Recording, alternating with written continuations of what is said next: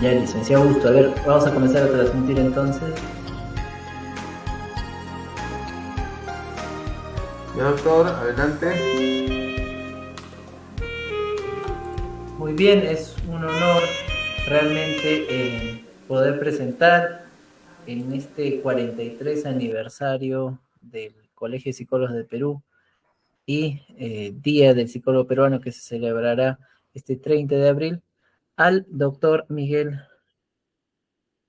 quien va a ser nuestro ponente hoy día en el Colegio de Psicólogos de Arequipa y Moquegua. Haré la presentación, no sin antes decir que estamos muy complacidos y satisfechos y felices realmente con la aceptación de la invitación en relación a brindarnos una conferencia virtual gratuita desde Argentina. El doctor Miguel Gallegos nos acompaña. Ya, El licenciado doctor Augusto, a Miguel ver, vamos Gallegos a comenzar es otra conferencia virtual vicepresidente gratuita desde de la Argentina, región de Sudamérica o de América del Sur de la Sociedad Interamericana de Psicología. Él es psicólogo por la Universidad Nacional del Rosario de Argentina, doctor en psicología por la Universidad Nacional del Rosario, doctor en educación eh, por la Facultad de Educación de la Universidad Federal de Minas Gerais, Brasil, diplomado en Filosofía de la Educación en América Latina en la Universidad Nacional Autónoma de México, la famosa UNAM, postdoctorado en la Universidad Nacional de Rosario, Argentina, postdoctorado de la Universidad Nacional Autónoma de México, UNAM, postdoctorado en Ciencias Sociales, Humanidades y Artes por la Universidad Nacional de Córdoba, de Argentina, postdoctorado en el programa de posgraduados de Psicología de la Pontificia Universidad Católica de Minas Gerais, de Brasil, profesor de la Facultad de Psicología en la Universidad Nacional de Rosario, Argentina, profesor visitante en el Departamento de Psicología de la Universidad de las Américas, Puebla, México, profesor visitante del programa de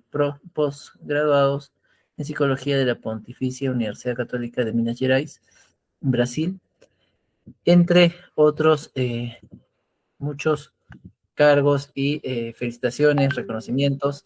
Realmente felices, doctor Miguel Gallegos, de que nos pueda eh, conceder una conferencia. Estamos virtualmente conectados. Le enviamos un fraterno abrazo desde aquí, desde Arequipa, y le dejamos uso de la palabra. Muchas gracias nuevamente. Bueno, buenas tardes a todos, a todas. Muchas gracias, Julio César, nuevamente por la invitación. Saludar a todos y todas las colegas del Perú y particularmente de la región de Arequipa, Moquegua, que nos pueden estar siguiendo, colegas que se van conectando también. Enviarles un cálido saludo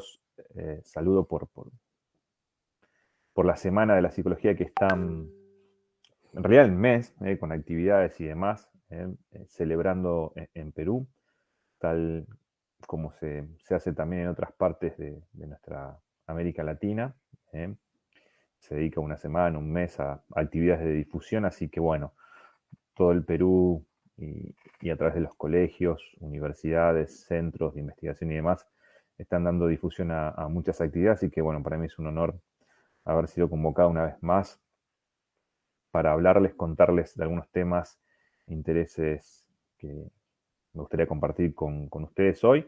Pero bueno, en principio, bueno, saludarlas y desearles que tengan una buena semana, un buen mes de difusión de la psicología y que, bueno, que, que nuestra disciplina, nuestra profesión tenga presencia en los medios públicos es muy importante. Así que, bueno, gracias por la invitación y bueno, espero que también esta, esta presentación de hoy, esta conversación, esta charla, un poco sirva también para enmarcar algunas de estas cuestiones relativas a esa importancia que, ¿no?, la psicología debería tener en el medio social, en el medio público, relativa a lo que es nuestros quehaceres cotidianos como profesionales, como académicos, como investigadores, como profesionales en general de este ámbito y también de aquellos que todavía están formándose, se están iniciando en la formación de esta hermosa disciplina y profesión. Así que bueno, Para esta oportunidad pensé en una temática diferente a lo que fue la vez pasada, no hace mucho también fui invitado y estuve con ustedes abordando algunos temas. Hoy se podría decir que la propuesta para ahora es la segunda parte de aquella presentación, la presentación que fue hace unos meses atrás. Abordaba un poco el diagnóstico, las cuestiones relativas a cómo la psicología había abordado, digamos, las, las consecuencias que tuvo la pandemia, ¿no? Durante estos últimos años que nos tocó vivir a partir de lo que todos conocemos públicamente como el COVID, ¿no? Entonces aquella presentación fue más circunscripta, más contextualizada a un análisis de cómo fue el desempeño de la psicología en tanto disciplina, en tanto profesión, eh, práctica, ejercicio, trabajo de las organizaciones, de las instituciones de psicología y a nivel también de la profesión. Entonces tenía un foco en particular, ¿no? Que era un poco el diagnóstico y mostrar y visualizar la importancia que tuvo nuestra disciplina, que tuvo nuestro rol en función de atender las diferentes demandas, dificultades, eh, cuestiones que surgieron durante la pandemia. Así que bueno, eso fue lo que se trabajó y lo que compartimos la vez pasada. En esta oportunidad, eh, la presentación tiene más bien que ver con abordar aquellos desafíos, pensar la segunda parte de esta cuestión, que es cómo la psicología, a partir de ese diagnóstico, ¿no? Pues me apoyo bastante en lo que había trabajado y en lo que vengo trabajando en estos años, que tiene que ver con recuperar toda la información en relación a lo que se hizo desde la psicología en las Américas, particularmente en América Latina, aunque también obviamente mirando siempre de reojo lo que hacen nuestros colegas de Estados Unidos y Canadá, más allá en el norte, pero fundamentalmente focalizado en las respuestas que se dio a nivel latinoamericano. La idea fue, digamos, y es, a partir de esos diagnósticos, a partir de esos relevamientos de información, a partir de la lectura de los trabajos, de las publicaciones, de lo que hicieron organizaciones de psicología a nivel de los países y a nivel de la región, poder establecer una suerte de puntos críticos o temas o problemáticas que deberían ser o que se constituyen eh, en, en puntos o focos de interés que deberían ser trabajados a nivel de nuestra disciplina, de nuestra profesión. Entonces, por eso el título de la presentación de hoy tiene que ver con visualizar, hablar de esos desafíos de la psicología en la época de la pospandemia, es decir, qué es lo que nos espera de cara al futuro, cómo esta pandemia, ¿no? Que de alguna manera, como lo habíamos trabajado la vez pasada, irrumpió, digamos, cierta cotidianidad no solo de la vida de las personas, sino también a nivel de lo que fue nuestro campo disciplinario y profesional, cómo los efectos, cómo las repercusiones nos plantean o nos envían preguntas de cara al futuro, que de todo eso, digamos, se puede visualizar como aspectos que en el futuro, cercano, inmediato o a corto plazo, deberían ser temas de atención por parte del campo disciplinario y profesional, de la psicología, y empezar a elaborarse en función de ese diagnóstico, de esos puntos, determinadas respuestas que atañen a diferentes ámbitos, ya sea el académico, el de la investigación, el de las políticas públicas, el de la formación, etcétera, etcétera. Así que un poco por ahí es el planteo de hoy. Visualizar cuáles serían esos desafíos, por supuesto no voy a poder abordar todo, después yo voy a hacer una presentación más bien de tipo genérica, esto vale decirlo para que nadie se sienta defraudado, en que voy a poder abordar todo, porque claramente por una cuestión de espacio, de tiempo, no lo puedo hacer, pero sí al menos plantear un mapa general y en función también después de las preguntas, los intereses que tengamos más hacia el final, ver si podemos profundizar en alguno de esos campos. Pero en lo esencial, lo importante es poder visualizar esos desafíos, esos grandes focos, esas grandes áreas que podrían constituirse en esos temas y problemas que en el corto o mediano plazo, digamos, deberíamos ocuparnos. Tengo una breve presentación, pero simplemente es ilustrativa, así que la voy a proyectar para que ustedes la puedan seguir.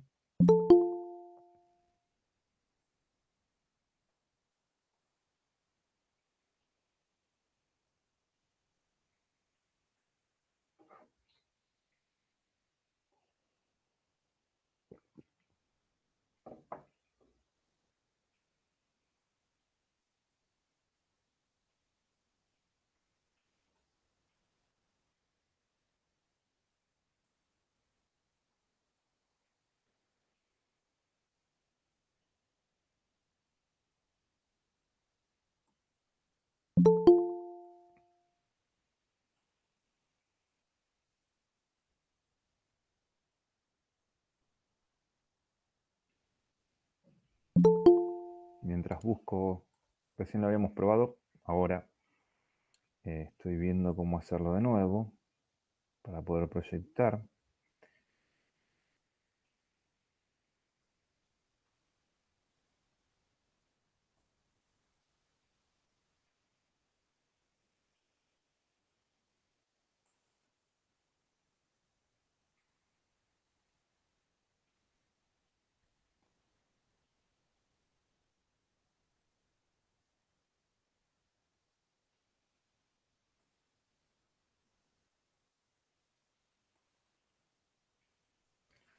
Bueno, estoy teniendo una dificultad para la proyección, no sé si está Luis por ahí, así que me puedo asistir. Antes lo habíamos probado y anduvo bien.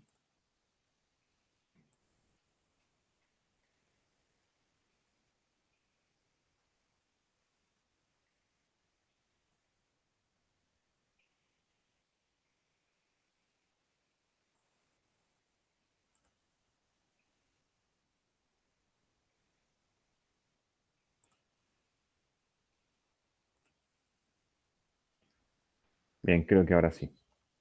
Bueno, ahí me siguen, ¿verdad? Están viendo el título de la presentación. Bien, bueno. Como les decía, los desafíos de la psicología en la pospandemia. Siempre considerando, y una aclaración importante, todavía, según los criterios de la Organización Mundial de la Salud, seguimos bajo la pandemia. Esto todavía hay que aclararlo, la organización, la OMS, ¿no? Por todos conocida, no ha levantado el freno, no ha levantado, digamos, las barreras de protección y demás. Todavía seguimos en el tiempo de los cuidados y de los lineamientos que se han fijado en el pasado, más allá de que, bueno, aparentemente a nivel de la percepción social y de las disposiciones más bien cotidianas, las personas parecen haberse olvidado de la pandemia. Pero creo que eso en el cotidiano, pero todos sabemos desde el ámbito profesional, los organismos de salud y de los profesionales de la salud, donde estamos integrados nosotros también, que esto no es tan fácil de sostenerlo como algo ya pasajero. Más allá de que, bueno, la sensación que se vive puede ser otra. De hecho, sin ir más lejos, solo para tener y contextualizar, tener una información y contextualizarla, recientemente uno de los presidentes de América Latina, o bueno, depende de donde quieren ubicar a México, me refiero al presidente de México, dio positivo al COVID y demás. Así que, digamos, todavía el COVID no está en retirada, sigue siendo un tema de preocupación a nivel de la salud internacional y, por supuesto, que también en América Latina, en nuestros países. O sea que, con esto vale la aclaración respecto al concepto de pospandemia, porque muchos dirán, bueno, estamos efectivamente en el camino A, estamos en una fase de pospandemia. Sería discutible entonces esa denominación, porque no sería tal cual. Pero bueno, como título de presentación, la idea es pensar en esos temas, problemas, como le había mencionado, que tienen que ver con los derivados, los efectos de la pandemia como tópico. Entonces, una de las cosas que a mí siempre me gusta plantearlo como foco y como esquema de trabajo, tiene que ver con lo que son las articulaciones para mí necesarias, que siempre es una matriz que a mí me permite pensar y me ayuda a visualizar y graficar cómo la psicología, digamos, se inserta o se articula en los ámbitos cotidianos, ya sea el ejercicio de la profesión como de cualquiera de las instancias científico, disciplinar, académicas, que tiene que ver estas tres áreas que son las vinculaciones que mantiene la psicología con la sociedad y el Estado, o si se quiere, los gobiernos. Siempre digo, a modo de cuestión histórica, que para la psicología se convirtiese o se haya logrado colocar como una profesión, como hoy la conocemos, con un alto nivel de reconocimiento, más allá de que en algunos países o en algunos sectores puede todavía existir esa idea de qué es lo que hace un psicólogo. Claramente cada vez más desde la aparición del psicólogo como profesional, que eso acontece desde mediados del siglo XX, desde el siglo pasado, cuando se fundan, se crean y se organizan los primeros programas de formación en psicología, casi simultáneamente en todos los países de América Latina, a partir de ahí en que empezamos a contar con profesionales titulados, digamos, que se reservan el derecho de la práctica por haber atravesado procesos de enseñanza, aprendizaje y, bueno, tener un título habilitante. Entonces, en función de esa titulación, de eso, poder explicar cómo la psicología hoy llegó a convertirse, por ejemplo, en una de las profesiones o en uno de los estudios más demandados por los estudiantes universitarios en algunos países, por ejemplo en Argentina y en otros países también como Colombia y demás, la psicología, entre otros, la psicología tiene una gran demanda, es decir, que hay una gran cantidad de estudiantes interesados por formarse en esta disciplina, en esta profesión. De hecho, en Argentina siempre sorprenden los datos y no es el único país, también se comparte esa realidad en otros países de la región y del mundo. La psicología se ubica luego de las carreras tradicionales como medicina, derecho, contador, eso se ubica como la cuarta carrera más elegida de las tradicionales. O sea, quiere decir que la psicología en muy poco tiempo logró tener un posicionamiento, un reconocimiento. Gran parte de esa historia que comienza en los años 70 como profesión, ¿no? Historia, me estoy refiriendo a esa historia profesionalizada, es el comienzo de la profesionalización, que no quiere decir la historia disciplinar, que como todos sabemos tiene un pasado mucho más pretérito, mucho más lejano. Esa historia que comienza como profesión, sí o sí tuvo que, para poder constituirse como tal, como una profesión, como hoy la conocemos, con una alta demanda por parte de los estudiantes, con un rol mucho más visible en la sociedad, con posibilidades de articulación con otras disciplinas y con otras esferas de los gobiernos, para que eso llegara a ser lo que es hoy, necesariamente tuvo que anudarse cuestiones que tienen que ver con la sociedad, es decir, que ese profesional venía de algún modo a responder a vacancias, a lugares o a demandas que se habían definido desde las esferas, que a su vez esos problemas, dificultades que no se recubrían por otras profesiones, pero que sí el psicólogo podía abordar, ¿no? Permitió a su vez que también hubiese un interés de parte de los gobiernos de la época o del Estado en tratar de alentar que esa profesión, ese nuevo rol, se pudiera constituir, porque además el Estado financiaba, o financia incluso todavía hoy, la formación de este campo disciplinar y profesional, porque bueno, básicamente a través de sus universidades públicas, que fueron las primeras donde se constituye la profesión, son financiadas, digamos, por los estados. O sea, sí o sí, necesariamente, esas vinculaciones, esas articulaciones tienen que estar para poder pensar, digamos, que la psicología es una disciplina, es una profesión que tiene las características que hoy tiene. Pero para eso, al menos estas dos cosas, estas vinculaciones o articulaciones necesariamente se tuvieron que dar para que la psicología sea eso. Es decir, una relación directa con temas del orden de lo social y que a su vez que son intereses del Estado, que permiten que esa disciplina llamada psicología recubra o dé respuesta a esos problemas que se plantean a nivel de lo social. Esto lo voy a dejar planteado para después retomarlo al final, porque después nos podemos preguntar, en función de lo que voy a comentarles ahora, es qué pasa cuando se rompen esos vínculos. Entonces, en función de eso, dejo abierta esa pregunta para poder pensar más tarde, después del desarrollo medular de la presentación de hoy, es cómo la psicología o no, a través de estas articulaciones, logra tener presencia pública, cómo a través de estas articulaciones o cuando se rompen estos vínculos con la sociedad y con el Estado, deja de tener la presencia o la incidencia a nivel de lo público. Pero bueno, eso lo vamos a retomar más tarde. Entonces, lo que me interesa ahora sí plantear es un poquito, muy brevemente, porque esto ya lo había abordado la vez pasada en la presentación que hice también a través del colegio de Arequipa, es básicamente decir 2 o 3 cosas que acontecieron en la pandemia y que fundamentalmente focaliza la respuesta que se dio de la psicología. Fundamentalmente, una organización que estuvo muy presente y que a mi modo de ver, no es porque yo sea parte, pero, y porque haya sido parte de eso, sino porque además por lo que se hizo y por las cuestiones que logramos realizar en muy poco tiempo, en el primer año de la pandemia, me estoy refiriendo al 2020, las cosas que se hicieron nos dio un lugar de visibilidad y además nos permitió tener mucho impacto a nivel de lo que se produjo, fue a través de la Sociedad Interamericana de Psicología.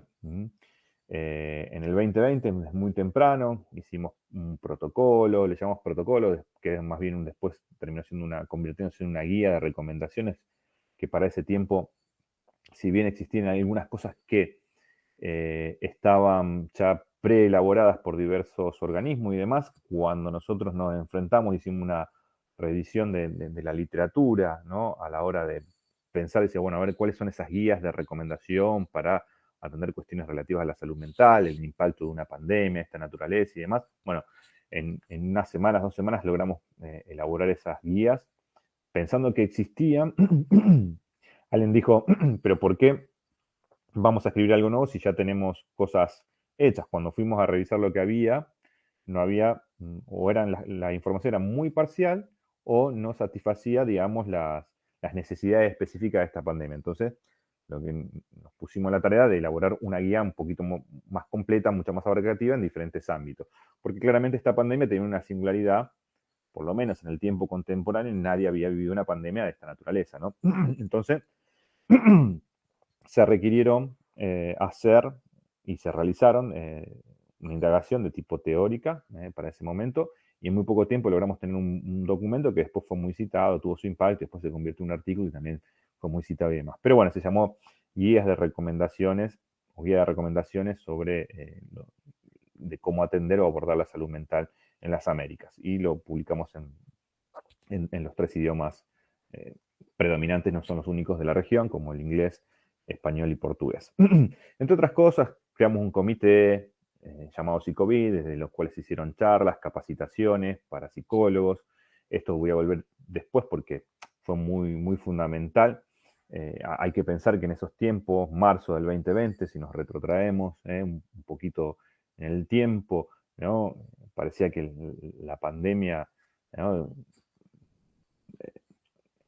cortó de un día para el otro todas nuestras actividades cotidianas. Entonces, digamos, había que replantear las estrategias de abordaje, había que replantear la forma de organización institucional, incluso aquellos que estábamos dedicados y que estamos dedicados a la docencia también tuvimos que repensar mucho, a pesar nuestro de las capacitaciones que teníamos o no para el desempeño de los recursos virtuales y demás. Pero bueno, en fin, en el medio de todo eso se organizaron capacitaciones porque, bueno, también entendíamos que era importante que los psicólogos en ejercicios pudieran tener determinados encuadres normativos de cómo hacer intervenciones en una modalidad totalmente diferente que tenía que ver con lo que se hizo, las adaptaciones de muchos que por primera vez empezaron a trabajar en formatos virtuales, ¿no?, o a distancia. Entonces, bueno, era importante dar guías, orientaciones, recomendaciones de cómo llevar a cabo todo ese trabajo.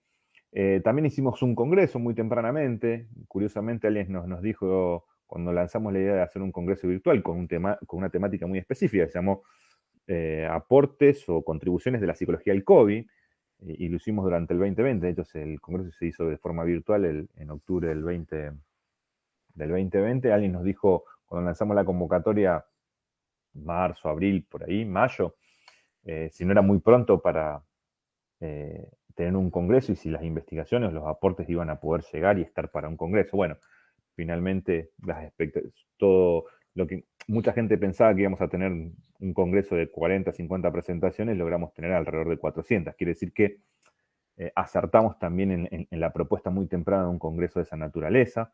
Hicimos por primera vez, o muchos nos involucramos en la organización de un congreso virtual. Teníamos experiencia en organizaciones de tipo presenciales, pero no virtuales. Hoy ya, digamos, es moneda corriente hacer actividades virtuales, pero en aquel tiempo, la verdad que no.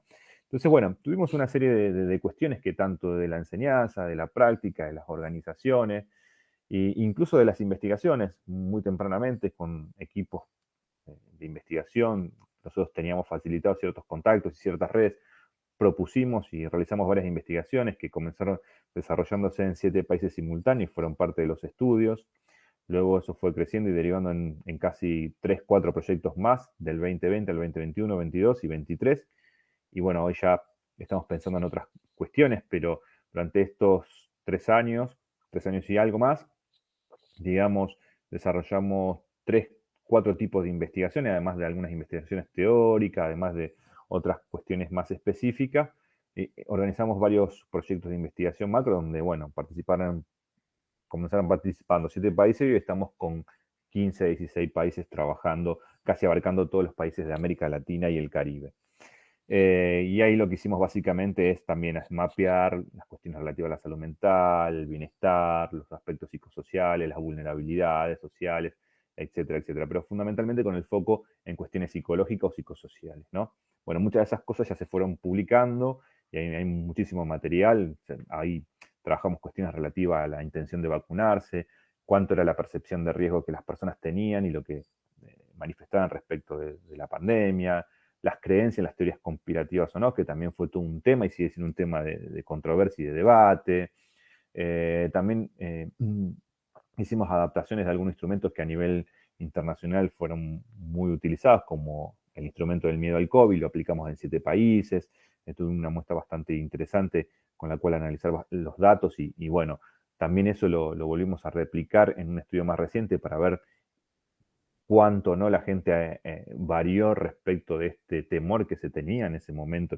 Pensemos que en el 2020 nadie sabía nada, había muy poca información, más allá de que era un virus conocido. Lo cierto es que no era tanto la cuestión médica, sino todas las medidas que se fueron generando de tipo socioeconómica, estrictamente económica, la pérdida de cuestiones laborales y demás, en fin, todo lo que se modificó por la pandemia, digamos, por las medidas que se fue tomando, claramente tuvo un impacto sobre la subjetividad, sobre la salud mental, sobre el bienestar, entre otras cosas, a nivel de la población general, digamos. Entonces, un poco también estos estudios sirvieron para mapear, digamos, lo que estuvo sucediendo durante ese momento. Así que bueno, gran parte de esto se hizo a través de organizaciones, una ya se la mencioné, que es la Sociedad Interamericana de Psicología, pero muchas sociedades a nivel de los países, a nivel de las regiones, a nivel de las universidades, a nivel de determinadas entidades científicas o profesionales de la psicología en subáreas, hicieron innumerables tareas para abordar o enfrentar los problemas que la pandemia planteaba, bajo condiciones que no eran las normales, por todo lo que nosotros ya sabemos. Entonces, digamos, eso es un poco la síntesis. Esto ya lo trabajé la vez pasada, así que lo comenté muy brevemente. La Sociedad Interamericana no fue la única que realizó este tipo de actividades, pero claramente sí, a mi modo de ver, lideró bastante el campo a nivel regional por las actividades que parte de los miembros lideraron o llevaron a cabo durante el 2020 y después continuaron, ¿no? Así que bueno, digamos, todo eso, el análisis de todo documental, de las publicaciones, de lo que se fue diciendo del 2020 hasta acá, constituye un poco el diagnóstico para dar ese salto y pensar cuáles pueden ser ahora sí, ir directamente al tema, los desafíos de la psicología. ¿Cuáles son esas problemáticas relevantes que uno podría decir constituyen los desafíos o los temas que de alguna manera van a tener incidencia en el corto o mediano plazo? Y quizás a futuro también. Y que tienen que ver, a mi modo de ver, con 4 cuestiones. Asumo que siguen, ¿no? La presentación en PowerPoint, o sea, que no me están viendo a mí, sino la presentación. A ver si alguien me puede dar feedback. Están viendo un gráfico que dice los desafíos de la psicología post-pandemia. ¿Es así?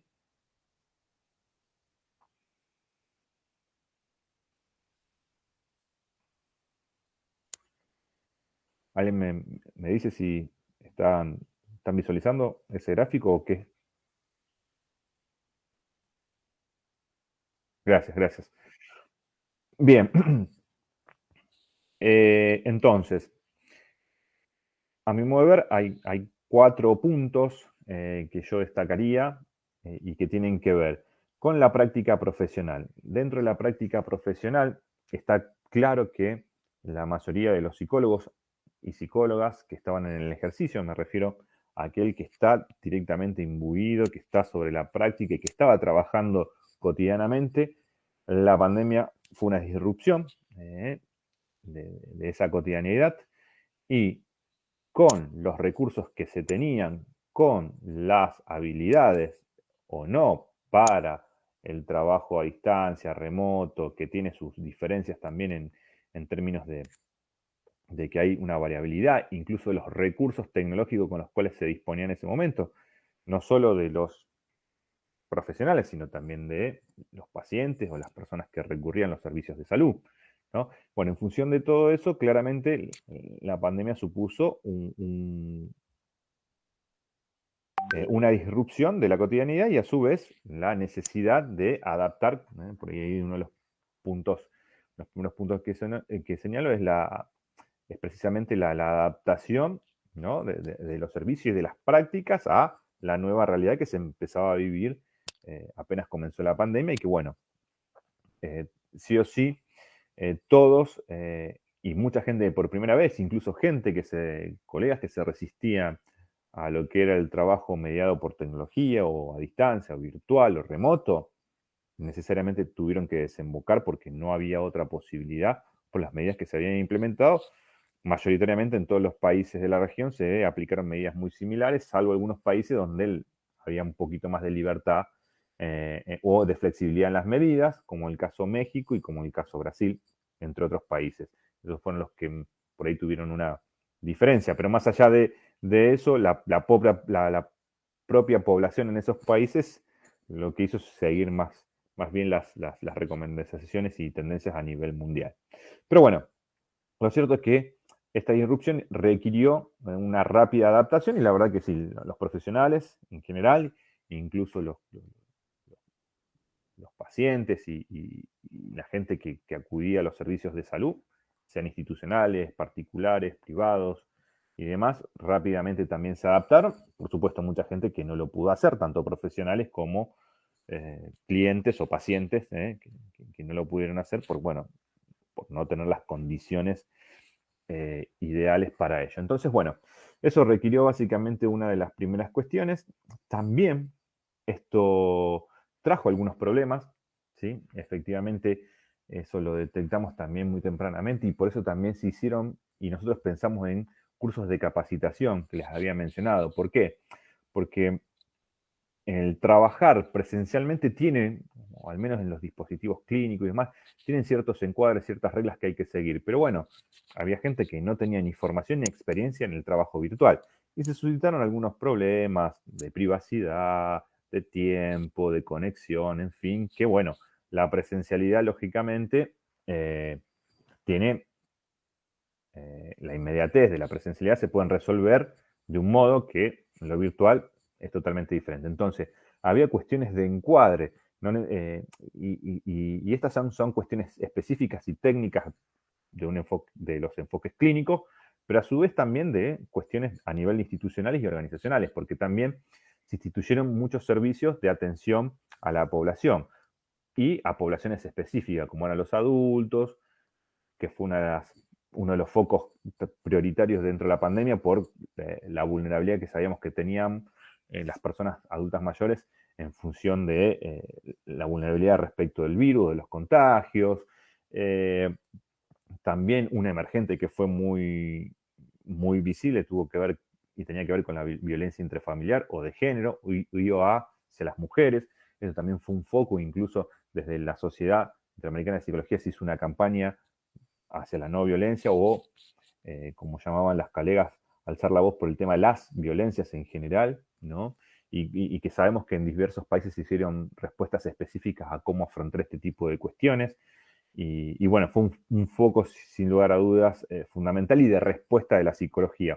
No solo de la psicología, sino de otras disciplinas y de los organismos públicos, pero donde la psicología tuvo una clara presencia, eso no me cabe ninguna duda. Pero quiero decir, requirió no solo una adaptación, una articulación de los encuadres y demás, y que a su vez trajo ciertas problemáticas, como de orden ético y demás. Había mucha gente que no había leído en las normativas o los códigos de conducta o los códigos procedimentales de cómo plantear un encuadre clínico, un trabajo profesional, psicoterapéutico o el que sea, a través de las modalidades virtuales. Rápidamente algunas instituciones, algunos colegios tradujeron las recomendaciones, ciertas guías de desempeño ético y de encuadres normativos para llevar a cabo estas actividades que un poco se desprenden de las cosas que ya se habían hecho en Estados Unidos, que después se fueron adaptadas en España y demás. Es decir, surgieron problemas que fueron atendidos y hubo una respuesta también, pero claramente, digamos, hubo la necesidad de esta readaptación, esta necesidad de no pensar que lo que hacemos en la práctica, que lo que hacíamos en la práctica cotidiana, naturalmente se podía trasladar sencillamente a un espacio de estos virtuales a distancia y remoto, sino que requería, ¿no? Y ahí, a mi modo de ver, constituye uno de los desafíos a futuro, que tiene que ver cómo la improvisación, que algunos podrían visualizar que fue un poco la primera respuesta que se hizo de parte de los profesionales y ciertas organizaciones frente a la pandemia, porque no había otra forma, sino era suspender absolutamente los tratamientos, los seguimientos de pacientes, etcétera, etcétera. Lo que eso se hizo de manera profesional, a mi modo de ver, se constituye en esos focos que deben ser atendidos por las organizaciones de la psicología, los colegios profesionales, en lo que implica el resguardo de la práctica, de las normas, de los encuadres profesionales, pero a su vez también implica el segundo punto que tienen ahí en la diapositiva, que tiene que ver con la formación. Cómo todas estas cuestiones que se plantearon a nivel de la práctica ahora devienen en interrogantes, en temas que deben ser incorporados a la formación académica de psicólogos y psicólogos en las universidades. Acá está el otro punto o el otro foco de desafío. No solo lo que implicó para la práctica requiere repensar ciertos marcos, ciertas escritura, incluso las producciones relativas a cómo se hizo, cuál fue el desempeño, qué es lo que se hizo correctamente, lo que se falló o lo que no fue deseable hacer, pero que se hizo. Bueno, en fin, todo eso constituye el primer punto a nivel de la profesión. Pero el segundo punto es también tomar esos elementos y pensar también lo que aconteció en el plano de la formación de las nuevas generaciones de psicólogos y psicólogas. Esto es muy importante porque, bueno, yo siempre recuerdo y discutíamos incluso con colegas durante aquellos años de la pandemia si en algún punto la enseñanza, los procesos de enseñanza y aprendizaje en las universidades no deberían cambiar, no sé si todos o radicalmente, pero al menos parte en función de lo que aconteció en la pandemia. Muchos de los manuales, muchas de las teorías, no la macro teoría, sino muchos de los elementos teóricos no debían ser repensados en función de lo que pasó con la pandemia. Yo siempre recuerdo una frase de Thomas Kuhn, el historiador físico de la ciencia muy conocido, el de las revoluciones científicas, el de la noción de paradigma, bueno, por lo menos una de las nociones más difundidas que él instituye a partir de su trabajo, ¿no? Él en ese trabajo, en ese libro, Las revoluciones científicas, él señala, dice hacia el final del libro, dice, bueno, cada cierto tiempo, digamos, cuando se producen las revoluciones científicas, o cuando se produce un cambio de paradigma, porque, bueno, ese paradigma deja de responder, o porque, bueno, no logra dar respuesta a los planteos que la ciencia o el campo disciplinar en ese momento plantea como cuestiones a resolver, y eso requiere un cambio de paradigma. Él dice, bueno, eso necesariamente tiene que ser acompañado con la reescritura de los manuales donde se van a insertar los nuevos practicantes y demás. Es decir, en otras palabras, como dice él, los libros tienen que reescribirse. Yo diría que no sé si todos, pero al menos una parte deberían reescribirse e introducirse como elementos de la formación de psicólogos y psicólogas en las universidades. Es decir, que de alguna manera todo el abordaje que se hizo, la respuesta, incluso las dificultades, como señalaba hace un rato, deberían incorporarse dentro de la formación. Por supuesto que uno de los puntos que exigió para la docencia, y no solo para los profesores, sino también para los estudiantes y las instituciones en general, fue una adaptación a una modalidad que no era habitual en muchos casos. Mayoritariamente, la formación de psicólogos y psicólogas en América Latina es presencial, más allá de que había universidades que ya tenían adaptado sus condiciones o gran parte del cursado de las asignaturas y del trabajo es a distancia. A pesar de que ya existía eso, era muy minoritario. Y hasta incluso en algunos países y en algunos sectores muy resistido, como acusado o sospechado de no tener criterios de calidad o de excelencia como lo tenían las presenciales. Bueno, eso que era una discusión ideológica, con la pandemia obviamente, que todo el mundo no tuvo más remedio que hacerlo, bueno, finalmente se hizo y se hizo una adaptación como se pudo, en muchos casos, algunos estaban más o menos preparados, algunas instituciones, incluso a nivel de los profesores, tenían más o menos recursos y habilidades para el desempeño de cuestiones, también surgieron problemas, no todo el mundo tenía acceso, más para aquellos que estamos en universidades, en facultades públicas, tuvimos nuestra dificultad, no solo a nivel de los estudiantes, de la conexión, de la privacidad y de las posibilidades de asistir a nivel virtual a una clase o al dictado de determinada materia o asignatura, sino también para los docentes, que tampoco estábamos preparados, e incluso algo más, las reglamentaciones de la universidad no teníamos ninguna, o muy pocas universidades estaban adaptadas a funcionar de manera virtual. Es decir, que lo que hicimos durante la pandemia no tenía ningún amparo reglamentario, pero lo hicimos como pudimos. También hubo grado de improvisación, de aciertos y desaciertos. Bueno, ahí tenemos un foco también donde para mí requiere ser repensado, por eso ahí ubiqué unos puntos que a mí me parece y creo que constituyen pues, también un poco la experiencia que tuve en la docencia pre, durante y post pandemia, digamos, ¿no? Los efectos. Y bueno, a ver, hoy volvimos todos y todas a la presencialidad, como si no hubiese pasado la pandemia. Bueno, no, esperen, hay que ver qué de ese contexto de lo que se hizo durante la pandemia hoy podemos tomar para incorporar dentro de nuestras prácticas normales o cotidianas de la docencia, digamos. Yo creo que hay cosas que se pueden recuperar y tomar. Y yo creo que una de las cuestiones es repensar, por ejemplo, el tema de las prácticas profesionales o preprofesionales. Me refiero a esas prácticas que los estudiantes realizan durante la formación y que de alguna manera son parte de lo que algunos contextos llaman prácticas preprofesionales. Por ejemplo, las prácticas que nosotros tenemos, los dispositivos de inserción de estudiantes en el ejercicio de algunas de esas prácticas, todas están pensadas en función de lo presencial. No había prácticas virtuales, cuando las prácticas virtuales en psicología no son de ahora y no son de la pandemia, sino de mucho tiempo atrás.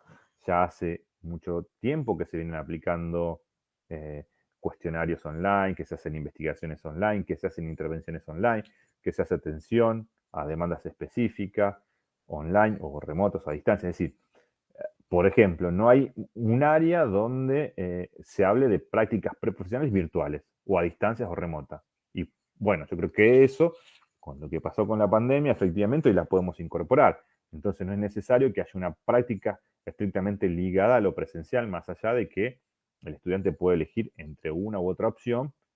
Considero que esto es algo que se puede incorporar y sería deseable, porque pensar que condiciones como la que vivimos no se pueden replicar sería absurdo. Al contrario, hoy lo que tenemos que ver es cómo sacar los mejores aprendizajes de lo que se hizo para fortalecer los procesos de enseñanza, aprendizaje y en general de la formación de nuevos psicólogos y psicólogas. Entonces, digamos, ahí hay un montón de cuestiones a ser repensadas. Esto le toca fundamentalmente a las instituciones de educación superior, que son las que forman los psicólogos, ver qué elementos. Pero por ahí, sin duda, hay uno de los focos que son y temas y problemas que son sin duda desafíos a repensar. Tengamos en cuenta que este tipo de instituciones están muy burocratizadas, mucho más aquellas que son muy masivas y que el componente político institucional es muy fuerte, fundamentalmente las universidades públicas. Tengamos en cuenta que hacer cambio y demás, los procesos son lentos, entonces llevan su tiempo, ¿no? Entonces, bueno, igualmente es algo que es necesario poner el foco y advertirlo y dejarlo como tema para que sea revisado en el corto y mediano plazo y se introduzcan las reformas o cambios curriculares, institucionales, organizacionales que sean necesarios para adecuar también, digamos, esta relación que yo establecía al principio, esta matriz explicativa, digamos, que sí o sí la universidad también tiene que estar mirando lo que pasa a nivel de lo social, porque las demandas a nivel de lo social pueden variar y son dinámicas y son muy cambiantes, pero si una universidad es muy refractaria a los cambios o va a acompañar ese proceso, va a haber en algún momento un desfasaje. Entonces, vamos a estar formando profesionales para cosas que son más del siglo pasado y no para, o de tiempo atrás y no para las condiciones que tenemos. Entonces, por eso yo siempre apuesto, a mí me gustan mucho aquellos programas de formación que tienen un tronco central de cosas esenciales, pero que también son flexibles a la hora de introducir esas modificaciones muy rápidas para poder absorber demandas específicas o coyunturales del momento. Entonces, eso les permite a los programas que no son estructurados, sino más bien flexibles o semiestructurados, acomodarse o tener esa permeabilidad para incorporar lo que está pasando a nivel de lo social. Si no, vamos a estar con esa disyunción de que, bueno, se está formando para cosas que en realidad el mundo social o más cercano del contexto está inserto esa formación, no puede responder, ¿no? Entonces, bien, ahí hay otra de las cuestiones que a mí me parece que tiene un foco importante.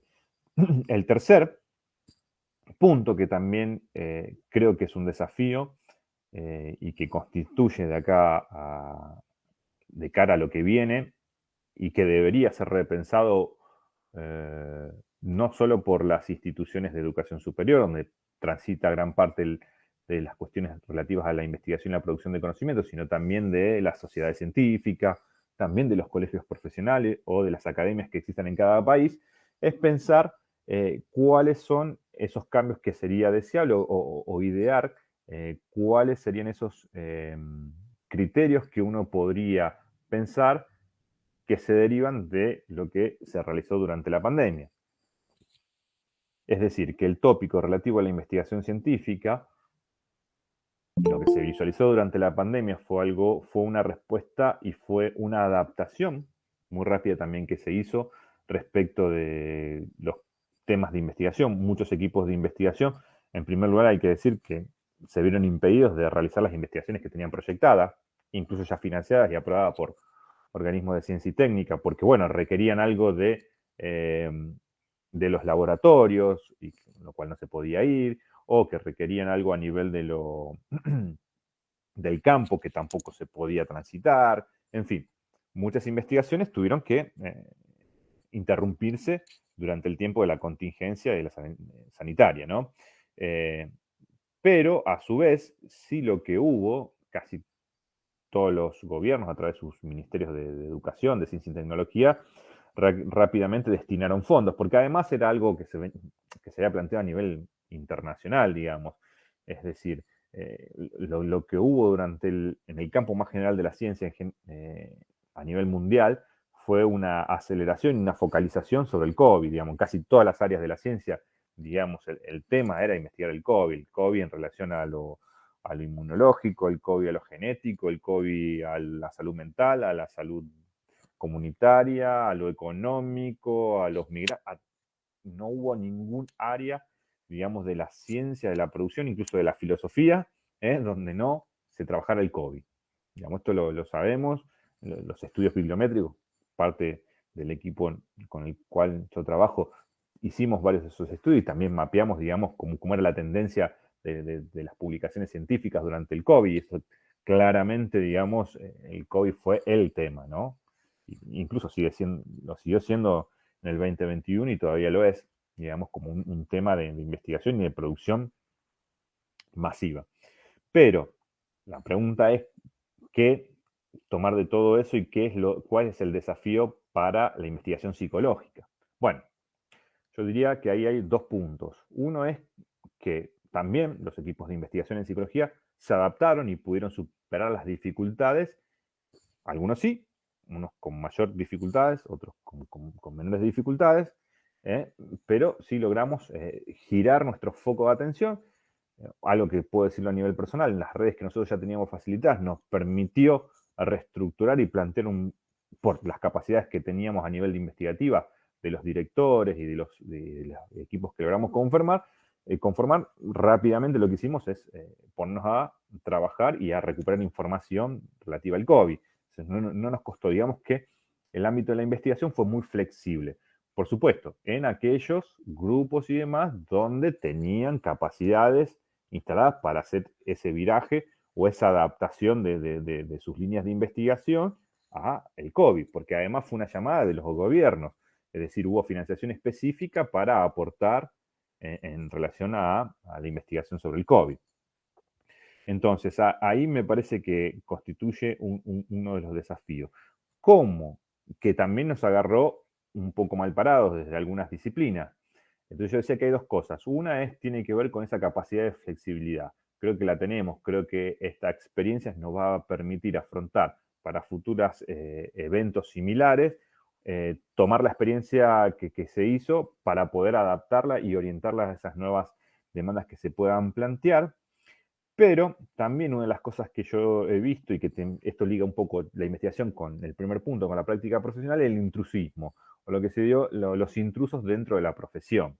Yo también, varios colegas en América Latina han trabajado, colegas de Venezuela han trabajado bastante sobre estos temas, es decir, gente que no era de la psicología, pero que bueno, porque como aplicar un test, un instrumento o un cuestionario es algo muy fácil, lo puede hacer cualquier científico o cualquier investigador, bueno, utilizaban estos instrumentos y lo aplicaban y bueno, tenían resultado y con eso, bueno, hacían un análisis, claro, pero sin saber que de cada uno de esos instrumentos hay una especificidad técnica, metodológica y teórica.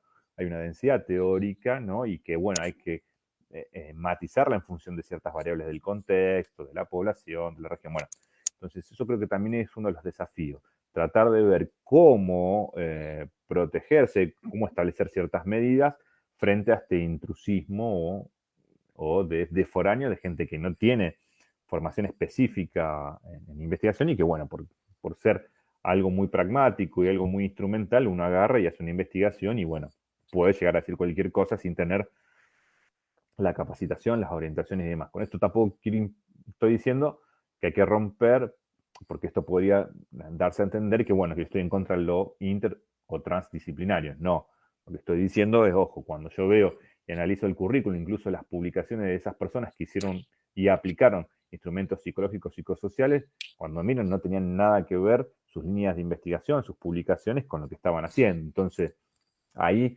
encontré cierta inconsistencia y me parece que ese es un punto, uno de los desafíos, y bueno, ver cómo establecer ciertos mecanismos que nos protejan como comunidad, incluso, que esto es el último punto, sería que es cómo esas producciones después se transforman en comunicaciones sociales, y entonces la gente está hablando a nivel de la prensa, a nivel de los programas de televisión y demás, sobre un conocimiento que es muy limitado el que tiene, porque bueno, no tiene la expertise, la formación y demás que un investigador ya avesado en el campo tiene, ¿no? Entonces, bueno, en fin, ahí hay uno de los puntos también que tiene que ver con la investigación. Pero quiero decir que dentro de todo, la psicología a nivel de la investigación, de la producción, respondió muy bien. En general, mi evaluación es que se respondió bastante bien en todos estos planos. Pero en el último habría que discutirlo un poquito más. que tiene que ver con los desafíos de esta relación de la psicología con la sociedad y el Estado. Es decir, y a mí me parece que ese es el foco a atender y que creo que la pandemia nos hizo visualizar la importancia que tiene el rol público de la psicología, el impacto que tiene el hacer, el quehacer de los y las psicólogas en el medio público, en función de la atención de la demanda de las cuestiones que se presentan. Y ahí una de las cuestiones que nos quedó muy claro es que la respuesta fue muy médica, muy virológica, muy epidemiológica y demás. Y hubo muy poca presencia de la psicología y las ciencias sociales en general. Eso se notó. Después eso se fue corrigiendo en algunos países. Claramente el tema de la salud mental no fue la prioridad, fue una segunda pandemia, como algunos llamaron, incluso fue una de las metáforas que se utilizó, porque la primera era esencialmente médica y la primera respuesta fue más bien de tipo médica epidemiológica. Solo después se empezó a pensar en las consecuencias que esto podía tener para la subjetividad, la salud mental, el bienestar de las personas, etcétera, etcétera.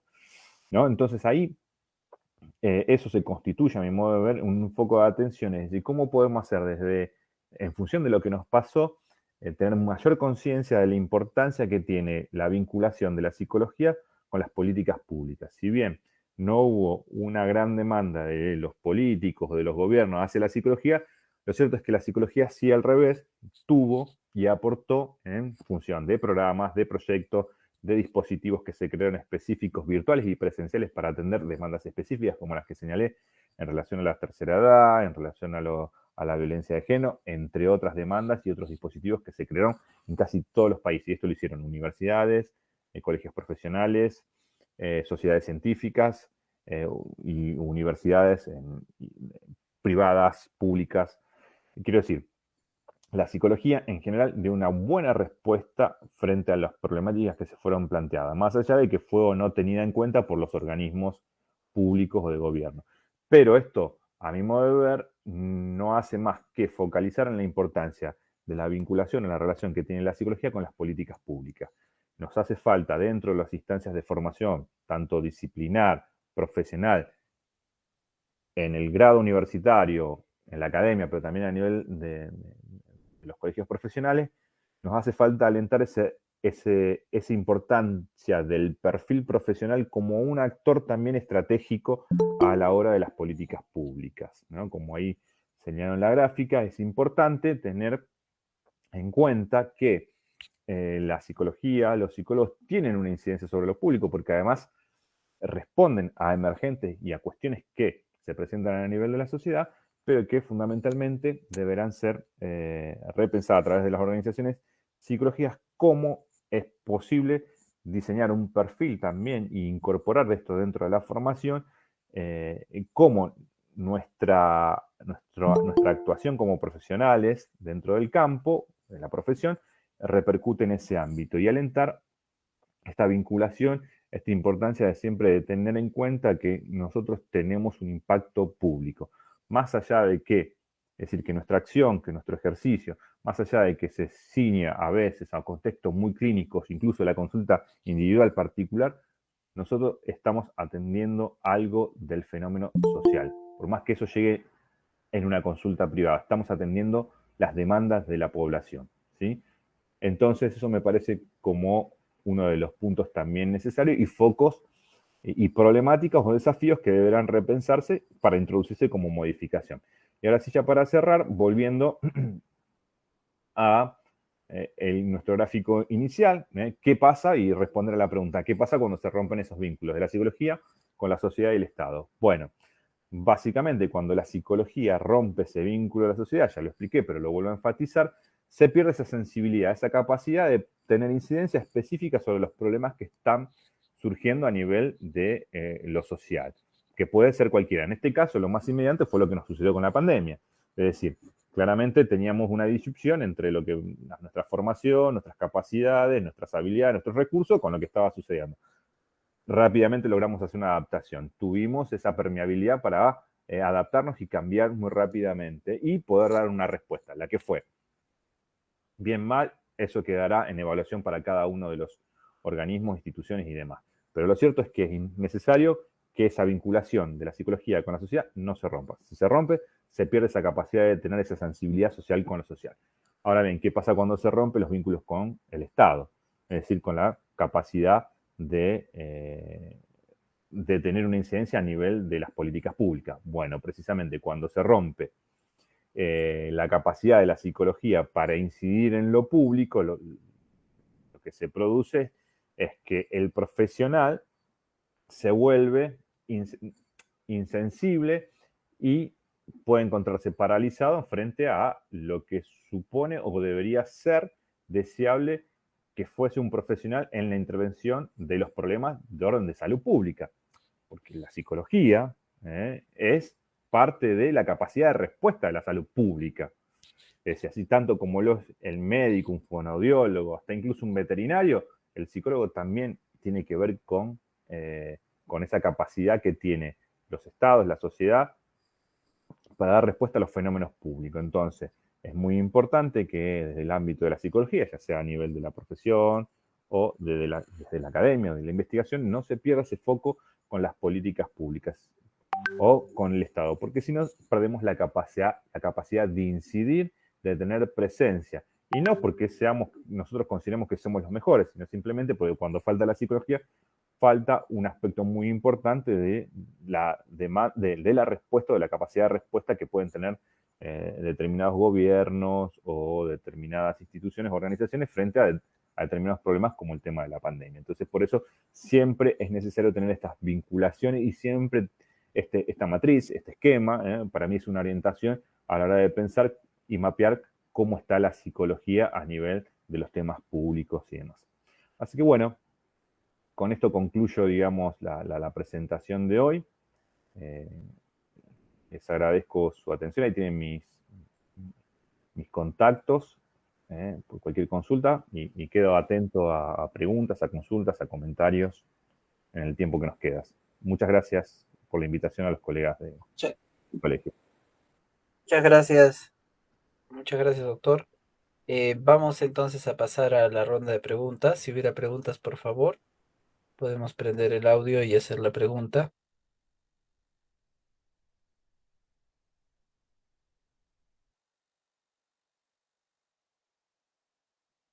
O, licenciado Augusto, si hubiera preguntas en el Facebook, por favor.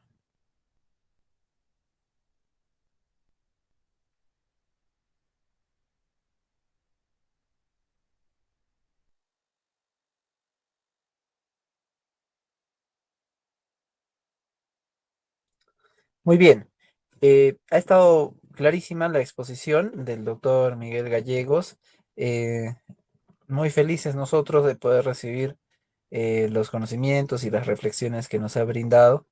Y en este caso, sin más que saludar, bueno, aquí tenemos a nuestro colega, el doctor Walter Arias, Premio Nacional de Psicología, algunos colegas muy conocidos.